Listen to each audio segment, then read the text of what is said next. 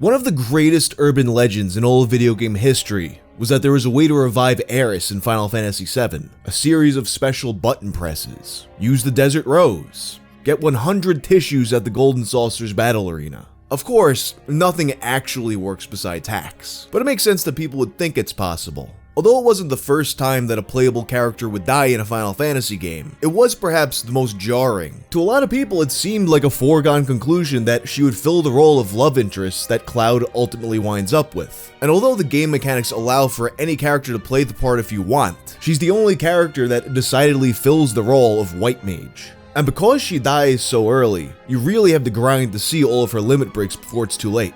And all this makes it seem like maybe Square intended for you to have her longer. And with all that, you have to consider that Final Fantasy VII came out during perhaps the golden age of online video game hoaxes. This is a post-Tomb Raider nude code world, post-getting Mew in Pokemon, and this was a lot of people's first Final Fantasy game, a lot of people's first RPG at all, so it stands to reason that that might be held up as the greatest myth in all gaming history. But before Aeris, there was someone who was subject to similar rumors, although perhaps not as large of a scale. That character is General Leo in Final Fantasy VI, or Final Fantasy III as Western gamers will remember. And although he was much more of a minor character than Aeris, like her, it felt like he was meant for more. And maybe he was. Today's episode, Saving General Leo.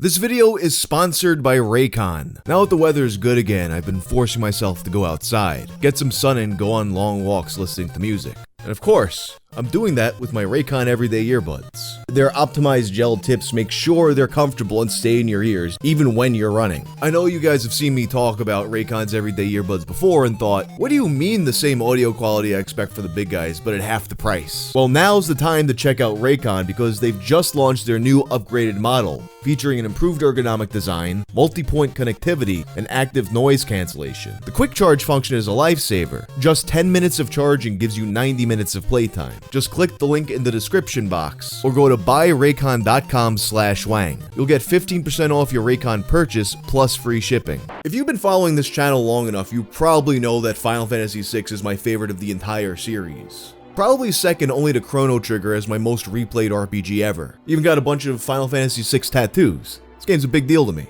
But this General Leo myth is something I actually didn't learn about until years after the game came out. Final Fantasy VI is a game where several characters join your party for a brief period of time, then leave. When the game starts, you're playing as Terra and the two Imperial soldiers who are joining her, Wedge and Vix. Wedge and Vix, of course, die almost immediately. And shortly after that, we play as several Moogles who we'll only ever see for this one segment. And then of course there's Shadow, who joins your party as a mercenary before randomly abandoning us in the middle of a fight, leaving us to rehire him again at pubs throughout the world. And actually, perhaps it's Shadow that primed players' minds for the myth surrounding General Leo. People who've played the game of course know about Shadow's role in the floating continent. A timed segment where at the end we're presented with an option. You can wait for Shadow, or you can just leave and save yourself. And if you don't make it to the end in time, you don't even have the option, you just have to leave. And depending on the choice you make here, Shadow lives or dies permanently for the rest of the game. So if they put this mechanic in the game for one temporary party member, who unlike the other temporary characters has his own unique unit portrait, why not General Leo? Let's first take a look at the importance of General Leo. So from the very start of the game, our enemy is the Empire. They are the ones who enslaved Terra to use as a living weapon. They assassinated Edgar and Sabin's father, then burned down Figaro Castle. They poisoned the water at Doma Castle, killing most of its residents, including Cyan's wife and child, before his very eyes. Almost every single character in your party has a personal grievance against the Empire. And of all the Empire's armies, the top general is a man named Leo. But despite his high rank, Leo isn't like the rest of the Empire's leadership. When his soldiers express that they're willing to give up their lives in hopeless missions, he tells them to think of their families. When Kefka plans to poison Doma, Leo instructs him not to, saying that although they're enemies, they're still humans. Of course, Kefka ignores him and does it anyway, leading to perhaps the most comical mass death sequence ever in a video game. Eventually, Vector, the capital city of the Empire and Leo's hometown, is attacked by Espers, the magical beings whose power they wish to harness. And Terra, who's more or less the main character up to this point, is half Esper. She's living proof that espers and humans can coexist peacefully, so the Empire convinces your party to have Terra help them broker a peace treaty with the espers, or so they claim. On this mission, they're of course joined by General Leo, and on their way to meet the espers, he expresses to Terra his regret for how the Empire used her as a weapon, and that the Empire's citizens aren't all evil like Kefka. Terra, on the other hand, is slowly shaking off the amnesia caused by her slave crown, and she's busy coping with being the only half-human, half-esper that exists, and she's never felt love before. It's not even sure if it's possible for her to experience the emotion, but Leo assures her that she's still young and she'll know how it feels someday. Then he kinda just nervously leaves to the other side of the ship. Terra says to herself that she wants to know now, and then Shadow stumbles in, having accidentally heard the conversation. He notes that there's people in this world who've chosen to kill their own emotions, and people who've chosen to kill their own convictions. Perhaps this refers to his own mysterious past. But it also draws attention that General Leo is a good, honorable man, who might have had an easier life had he simply abandoned his virtues. At this point in the game, it seems like this all might be leading up to some kind of romance between Terra and Leo. Eventually, the mission is a success, and a group of espers speak to Leo and the rest of the party. Everyone even has a good chuckle like the end of an 80s cartoon with a moral lesson. But of course, this whole thing was a ruse. Kefka ambushes the party and kills the espers, turning them into magicite. And this is when you finally get to play as Leo. He's had enough, and he tries to put an end to Kefka. And in doing so, we get to use one of the coolest attacks in the game, his shock ability. It's an unblockable, non-elemental magic attack that does a ton of damage. With this attack, you beat Kefka pretty easily. And after Kefka is defeated, he summons Emperor Gestal. Gestal, of course, is the leader of the Empire, so Leo kneels before him. But then Kefka reveals this is all an illusion, and he's just pretending to be Gestal, and he stabs him and kills him. With the Super NES sprites, it's not as cinematic as Aeris' death, but they did what they could with the technology. Kefka goes off to kill some more espers, and we next see the party standing at Leo's grave, with Terra saying that she wanted him to teach her so much more.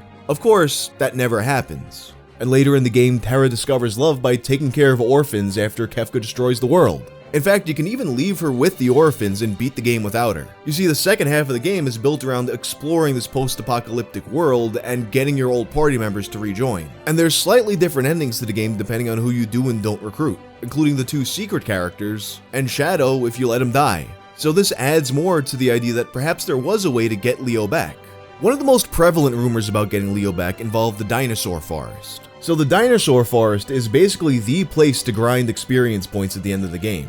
At the forest, you'll encounter two different enemies. You got the Tyrannosaur, which gives you a ton of experience, and more rarely you got the Brachiosaur, who also gives a lot of experience and has a chance of dropping one of the best relics in the game, the Economizer, which makes all magic cost only 1 MP. There's no NPCs in the forest, there's no quest that takes us there, and there's no key items. It seems like there's really no purpose to this place except to grind experience, which seems kind of unusual. In fact, it's not even officially called the Dinosaur Forest, this is just the name that players have given it. There's only one character in the entire game who mentions it. A thief that you meet in the cave in the Veldt says he encountered a fearsome dragon in the forest up north. The only forest up north of this cave is the Dinosaur Forest. And while the thief, if he encountered a Tyrannosaur or the Brachiosaur, might register it as a fearsome dragon, a lot of players thought there might be something more to this, a way to fight this fearsome dragon. And it wouldn't be unheard of for a Final Fantasy game to have a secret, more powerful boss. Some people thought it was a matter of getting really lucky with random encounters,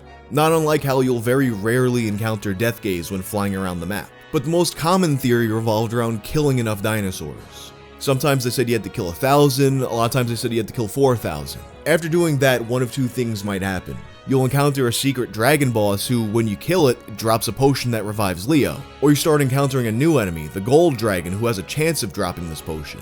Of course, no matter how long you play the game, no matter how many dinosaurs you kill, this never happens. But there actually was another dragon hidden in the game's code that went undiscovered for years, and you could never encounter it through normal means. While searching through the ROM, Aerostar, a reader of the website Caves of Narsh, would eventually discover the Zar Dragon. The Zar Dragon was a dummied enemy that was so complete he even had a finished sprite and a line of dialogue. Wahaha, humans and their desires. I'm free at last. I bring you destruction. I bring you terror. I bring you love. I am Zar, Prepare yourselves. Perhaps this Zar Dragon was what the thief in the cave was talking about, but although the character was in the code with all its detail, and its stats pointed to it being some kind of secret endgame boss, it's clearly unfinished and it has nothing other than a basic attack, and it's unknown where he was supposed to actually appear. Of course though, with this knowledge, people spread more lies about how you could actually fight him, things like petrifying a blue dragon. Eventually, a ROM hacker named Rubicon would make a patch that replaces the boss Katana Soul with the Zar Dragon.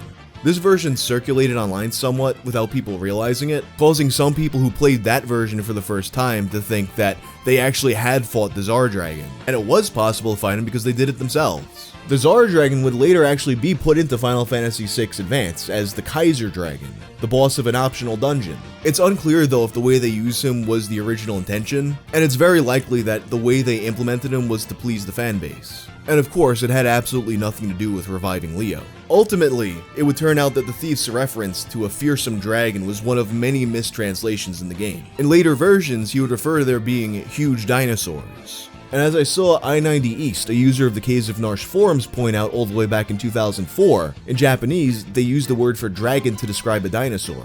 Going further, dinosaur roughly translates to scary dragon, or fearsome dragon. Another theory about reviving General Leo involved the Phoenix Esper. So in the second half of the game, after the apocalypse, we spent a lot of time learning about the character's pasts through various quests. And in the case of the treasure hunter Locke, we learn about a deep regret that's basically the driving force behind his character. Locke was involved with a woman named Rachel, who would eventually join him on one of his treasure hunts. On one of these missions, Locke doesn't notice that he's standing on a bridge that's about to collapse. But Rachel sees it, and she rushes onto the bridge to push him off of it, sacrificing herself to save him. And as a result of her injuries, she suffers from amnesia. She doesn't remember him, and Locke's kicked out of town by her father. A year later, she dies in an attack by the Empire. Having returned when hearing about the attack, Locke has a zany old man in town preserve her body with herbs in hopes that he can someday revive her. It's not quite cryonics, but it'll do. And in a flashback, the old man tells Locke about a treasure that might have the power to revive her. That treasure turns out to be the Phoenix Magicite. After getting through the Phoenix Cave and acquiring it, you get a screen that says, "The Village of Collingen," and he returned to town to revive Rachel. In his damaged, weakened state though, the Magicite can only revive Rachel very briefly, and she tells him that he has to move on with his life. But she also becomes one with the Phoenix, restoring it to its full power, and giving you what some people consider to be the best Esper in the game. I don't, but some do. And of course, there were rumors that the Esper could be used to revive General Leo. One theory was that during the screen that says the Village of Collingen, there's a sequence of buttons you could press that would revive Leo, which makes absolutely no sense. This isn't Grand Theft Auto, this is Final Fantasy VI. And even if you ignore the fact that this would completely derail Locke's story in the game, Leo isn't buried at Collingen. He's buried literally on the other side of the world at Thamasa. But this rumor about reviving General Leo at Phoenix would actually get a second life in the time leading up to the release of Final Fantasy VI Advance. Specifically, this was stirred up by an article on Silicon Era. On November 27th of 2006, Silicon Era published an article entitled General Leo and Gestalt Playable Characters in Final Fantasy VI Advance. According to this article, in the remake, you'll be able to permanently revive General Leo and have him join your party at the cost of the Phoenix Magicite. It wouldn't be unlike how when you get Ragnarok, you get the choice between the sword or the Magicite. According to the article, there was also a new quest that would eventually give you control of Emperor Gestalt, which I guess that would give you quicker access to one of the most useless spells in the game, Murton. Which I only recently learned Murton is supposed to be Meltdown, and, it's a Japanese translation. The article also supposedly contained images of Leo and Gestalt in your party, but the images are broken and they haven't been archived. And it would be really easy to fake anyway. And of course, this turned out to be complete nonsense. It would almost seem like an April Fool's joke had it not been published in November. Of course, there's no legitimate way to get General Leo to permanently join your party in any version of the game. Why would there be? It would completely undermine the narrative. Or, they would have to completely rewrite a second version of the plot that almost nobody would see, that nobody has ever seen in the history of the game.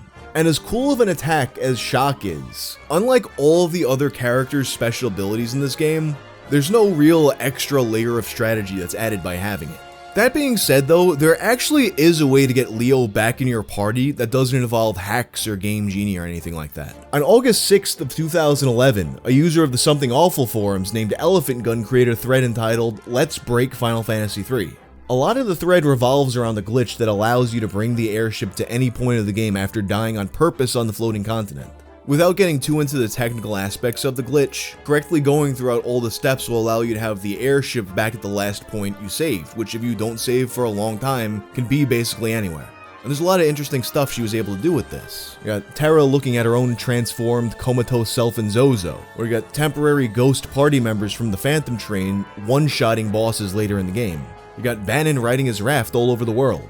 Of course, if you can get these temporary characters back in your party, surely you can get Leo back too. And you can. There's a problem. When you get these characters back in your party, they disappear as soon as you look at a menu. And at the part where you would normally be able to get Leo, the game forces you right into a menu. So you can get him back, but you couldn't really use him. Or so people thought. In April of 2013, a speedrunner named Hannibal Graham posted a video to YouTube that shows by how exploiting some things with how the game stores temporary characters, you can actually keep Leo for most of the game. Of course, this is just a glitch. So you have Leo, but you don't really have Leo, it's just an illusion. There's no way to make him really not dead, although he does make a few cameo appearances in other Final Fantasy games. But anyway, that's a story of reviving General Leo in Final Fantasy VI. If you haven't played Final Fantasy VI, play Final Fantasy VI.